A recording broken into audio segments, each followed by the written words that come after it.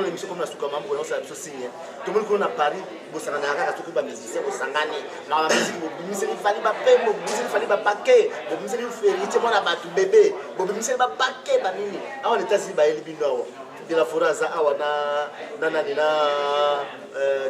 je même piano, caméra, tout le monde, c'est d'ailleurs, mon ami personnel, avec le Canada, on na Boston, na bayaki na Boston na wa donc na boka otanga komo po yebikaka bazalaki na Boston na bayeti na Boston na wa bayaki na Boston na wa ba grand prêtre bayaki na Boston abi bosala bobisa bato baba bobisa makasi bobisa ba paquet ka pour ba musicien bala bataki kemi héritier ba ba fali siko moi de ça besoin na ba libro à la terre siko bon il faut parce que il paraît que toute l'information de la sécurité il paraît que moi ce que tu vas foutre moi bien baya awa bon c'est là moi ni mamba musicien congolais en tout cas au tiki dans temps na tiki dans le on va répondre la question au calmement d'abord il faut pas retenir quelque chose États-Unis awa fali azwambongo ya lita aya osala ba tourner na ya sala ba sala la playback à Salah, il est conscient de ce que moi je dis. Si c'est vraiment un homme sincère qui dit la vérité, est-ce qu'à récupérer aux États-Unis, ils ont un continent. Les États-Unis, ils ont la Belgique, ils ont la France. Les États-Unis, ils ont un continent.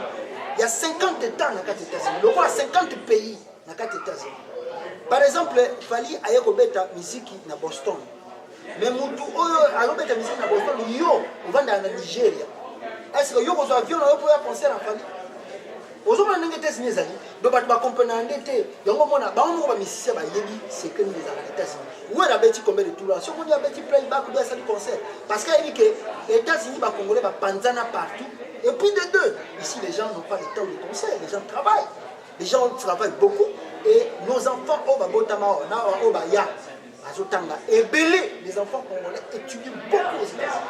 Donc, on a pas combien on a pas fête. Mais comment on a loyenge, il y a Europe, on a pas de côté dans la salle.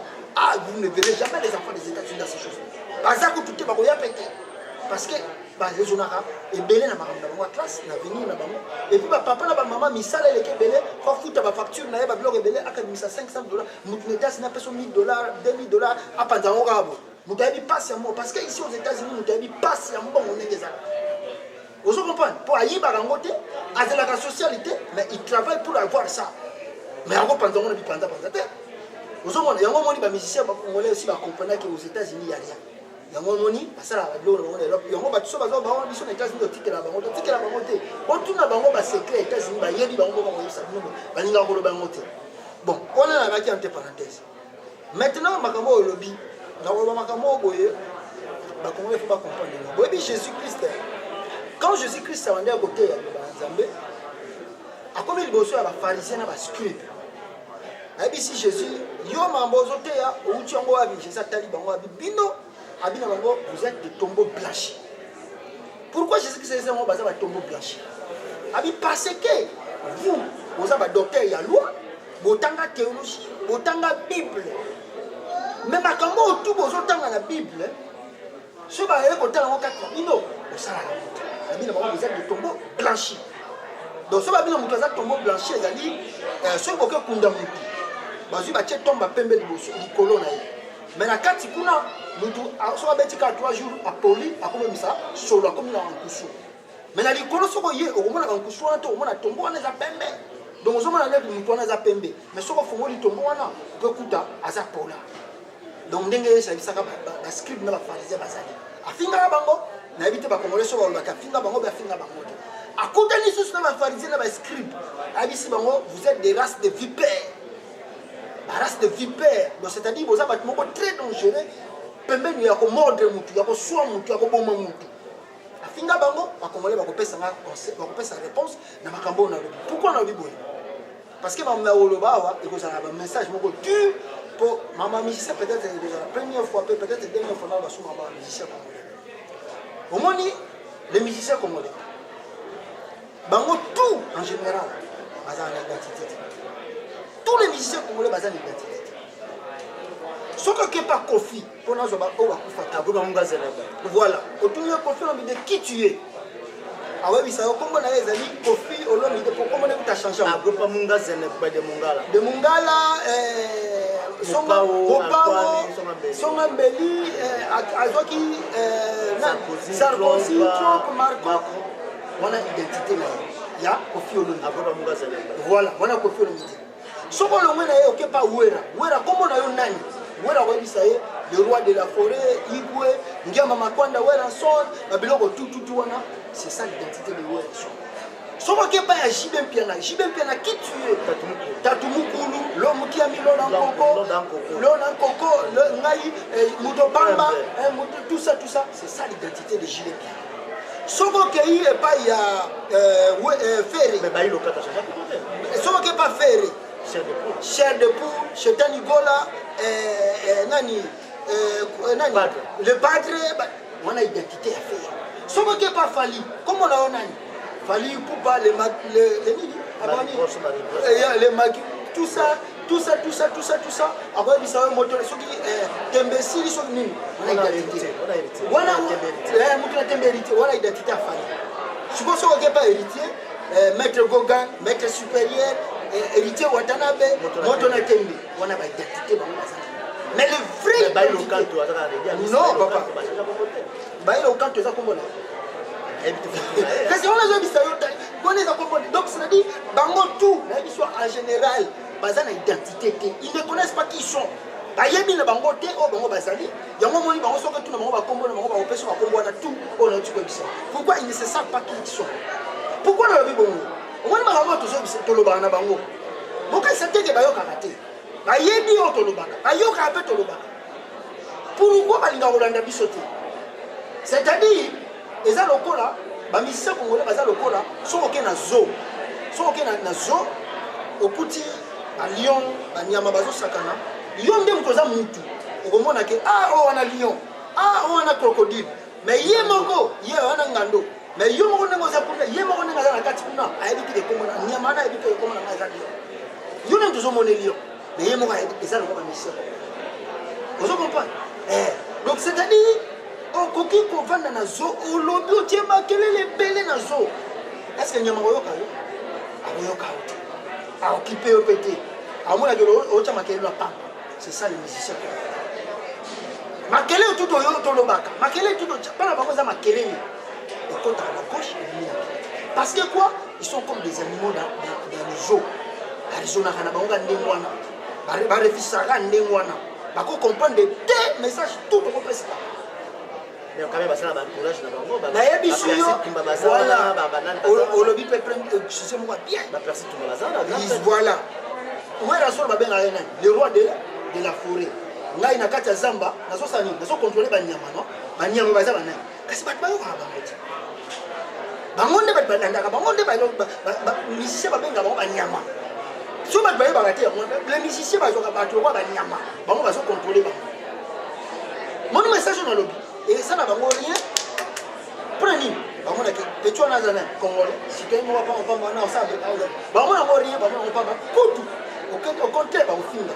Ou bien ceux qui bango ba ofinga te ba fan na bango ba ofinga na banyama na bango ba ofinga. Pourquoi ba ofinga? Parce que bango ba zo résumer le coup là. Voilà pourquoi ba ofinga. Mais ceux qui ba ozama yele ya ko comprendre pourquoi moi na on a comme na pour alors ba biso makambo ba ko changer. Mais le quoi ba mona ke na za congolais ba mona ke na fiti na bango na za jami na bango na lingi bango te na lingi musique ke na sote na za munguna na bango na lingi te bango ba za prospère. Voilà le pourquoi na pèse exemple ya zo na pèse exemple ndenge wera. Donc bateau va répondre là je occuper bango te ba ko finga occuper bango te pourquoi bango pe baza ko raisonner le corps là donc ko jamais ko comprendre lito to ça pour le libérer. Voilà ce que moi je peux dire.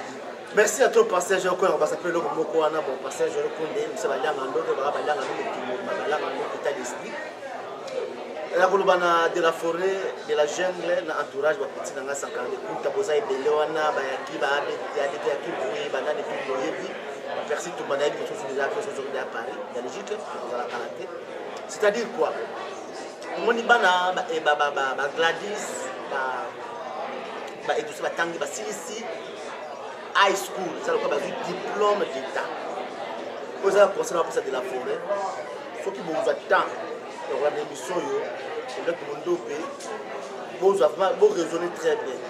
Aux États-Unis, l'humanité a foutu la honte. Donc, quand on a foutu la honte, moi, ils ont privé.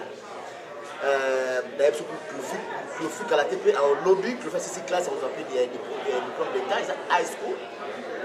Ils ont fait. C'est là que soupçon auto pour yoka, ils sont très dangereux pour l'avenir. Bah, on a besoin de dossier, d'abord gratis. Parce que quand on le loyo, bah, au côté de l'université ou bien au collège, c'est à ce moment-là que bah, tout va revenir à papa. Bah, tout va revenir à papa à ça la place à côté de la ça c'est un sous on a zoomé à place où on a des combattants, des résistants, et puis dans le baboye, bah on s'y dit qu'il y a un gars qui est foutu. Bah à cause de la seconde minute, bah la mini oyo, bah fiche de paie au ligne, bah et tout ça pour côté ça, bah gladis, on va entamer ce oyo poursuite judiciaire.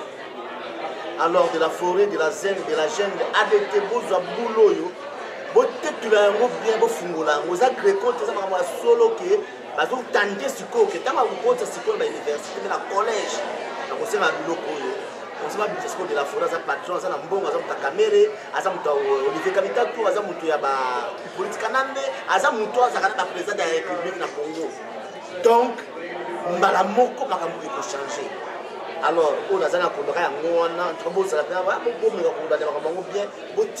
guerre, on a de la forêt au Yébi. Vous avez parlé tout ça, il y a une idéologie, ne touche pas mon pays, et qu'il y a de la forêt. L'idéologie va tricoter dans mon aéroport, ne touche pas mon pays. Le loyo, soit des journalistes professeurs pour défendre les sites. On a compris parce qu'il y a la photo de la forêt. Marie la photo, c'est de la forêt. On défend très bien. Mais il y a une idéologie pour défendre, ne touche pas mon pays. On va récupérer, ne touche pas mon président. Il faut continuer l'idéologie en Afrique. Je vais conseiller à Balianga de mettre des conseils au Congo. Merci beaucoup, papa. Zamba sur la mission. La lutte continue, la lutte est là. Tout ça n'a pas beaucoup. Nous, on a bandé l'Iga des arts, nous, on a 5 ans, on a battu surtout les rassemblements de diaspora, que tout a battu sur là, que la ligne de politique, nous, c'est le temps qu'on a changé comme la mission. Je crois que c'est oui, parce que Seigneur Dieu, nous te disons un grand merci. Merci pour la loi favorable avec le Kisinayo.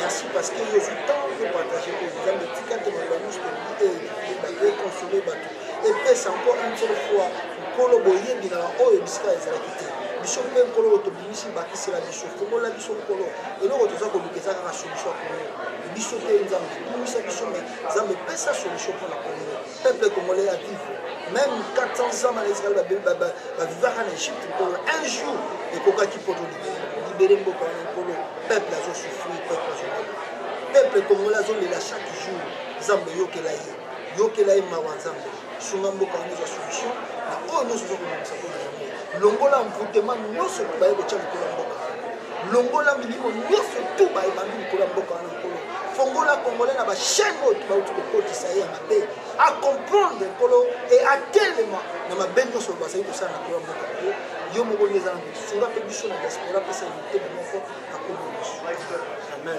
Merci à toi à maman et ça Claude Mutima ni so balianga ndo nde ba balianga ndo bokembo balianga ndo état d'esprit balianga ndo zo la Congo zo présenter na Congo Flash ba John Image TV Congo Lokito mannequin du média JPS et puis na MK de pour sanité site balianga ndo yé to lo la vie et pas à papier gagné donc balianga ndo merci à toi ciao.